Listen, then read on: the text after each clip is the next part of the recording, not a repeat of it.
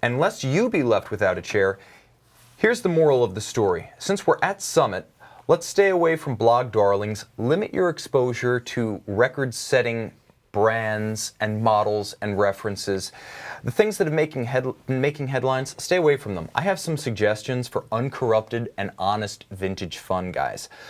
Let's start with pre-1978 Breitling. Breitling 806 Navitimers and 809 Cosmonauts. Oh, yeah. Josh, Mike Michaels just bought one of these, and I believe he bought it for under $5,000 for himself. Yeah. Those are great watches that will maybe be collectible in the future, but if not, who cares? Because they're really cool, and you can get them, for a relatively affordable price. Yes. Just as much style, substance, and history as any vintage Omega Speedmaster, and you can buy it for, again, not just less than the buyer's premium, but a fraction of the cost of these watches. Like, to the point that some of these things are going for like 1% of what the auction watches are going for. 806 and 809s. Breitling, pre-1978, a very safe buy. You can buy it, own it, have fun with it, not worry about losing a huge amount of value equivalent to a mortgage. I would also say, remember guys, we saw two other records set last night. One was at Bukowski's in Sweden, not the Phillips auction, but an Omega Speedmaster 29151, the first Speedmaster from 1957, set a record of $275,500 US, and it broke the record set only last year by an Omega Speedmaster Project Alaska 2, which was about $156,000 US. This is the record being exceeded by $100,000 in the space of 1 year. Also, a jaeger-lecoultre, a JLC, deep-sea diving alarm, sold for $100,000, breaking the previous record of $50,000 set in May of this year. Again, bubble much? Yeah. But like I said, we have alternatives, not just pre-78 Breitling family era Breitling vintage, but 1970s jaeger-lecoultre. I'm wearing one right now, guys. Again, these are great watches because they're charming, they're substantial, they're distinctive, they look like nothing else that others were making at the time. They do have that 70s inflection to them, but they're also individually distinctive. They don't look like any other specific watch. You get a lot of functionality, alarms, automatic, date, rare. Very few of them were made in more than 3,000 examples. The one on my wrist was only 2,153 over 5 model years. How many of them are surviving? Not too many. Great value. A lot of these watches can be had well under $5,000. I paid under $5,000 for this one. And this one has an antiseptic dial and an antiseptic case. What year is this from, you said? This is a 1971. So 1971, how many things can you say that you bought that were made 40 years ago that are essentially working like the day you bought are your 8-tracks still this solid, guys? This thing's keeping time on my wrist here. It's keeping time and the alarm works beautifully.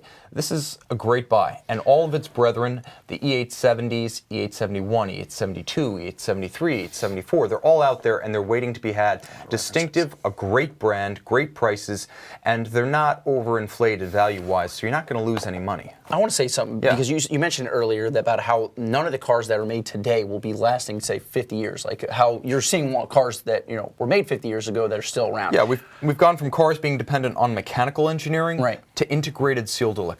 So, but that's really happening to everything we buy, right? So I think that moving forward 50 years from now, this thing, that thing. Right, everything you own now is basically computer-based, which are becoming really obsolete in a few years, so they're not made to last that long. So I wonder what the vintage market will be for watches 50 years from now, because really, when you look around, they might be the only things that are lasting 50 years. That's true. This watch will outlast me. It will outlast probably my kids. It's got a 300-year service life. That's the service life of a wristwatch, guys. If it's maintained 300 years, you should be all right.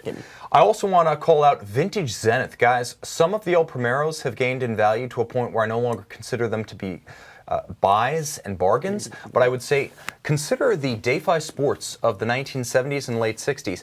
The Dayfi A3642 in particular, manufacture automatic movement, exceptionally tough, built to survive and endure, wonderful period pieces with gorgeous vignette dials, geometric case forms redolent of their era, Zenith caliber inside, Zenith look, immediately recognizable to a vintage connoisseur from across the room, and again, easily purchased for under $3,000 all day long on vintage markets. And it's not like these things are worth so much that people are counterfeiting them left and right. In general, you find a reputable vintage dealer with a Zenith from this period that's not a chronograph, you're probably going to get an honest watch. Yeah.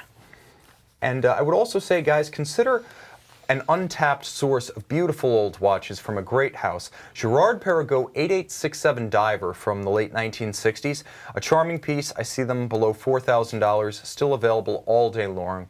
Lovely, just as beautiful as any Rolex Submariner, as any Jaeger-LeCoultre Polaris, as any IWC Aquatimer 812 from the period, only priced a whole lot less. Again, buy these all day long for under $4,000. And finally, remember, the 80s are now 30 years in the rearview mirror. In a lot of ways, Marty McFly was nearer to the 1950s during Back to the Future than we are to Marty McFly today. And therefore, I would say consider the Girard-Perregaux Seahawk 7100, 200-meter diver from the 1980s. The Seahawk 7100, a gorgeous watch you can easily buy for under $3,000 today that looks the business, is still new enough that it can be sealed up, restored to diving spec. Girard-Perregaux can take this watch in and send it back to you, still a functional diver, but still having that tritium patina, vintage charm, and a very wearable 40mm case size. To me, this is the next frontier in vintage, 1980s. Yeah, makes sense. And that's when watchmaking kind of picked up and collecting picked up too. So you're going to see a lot of really interesting, vintage pieces coming from the 80s.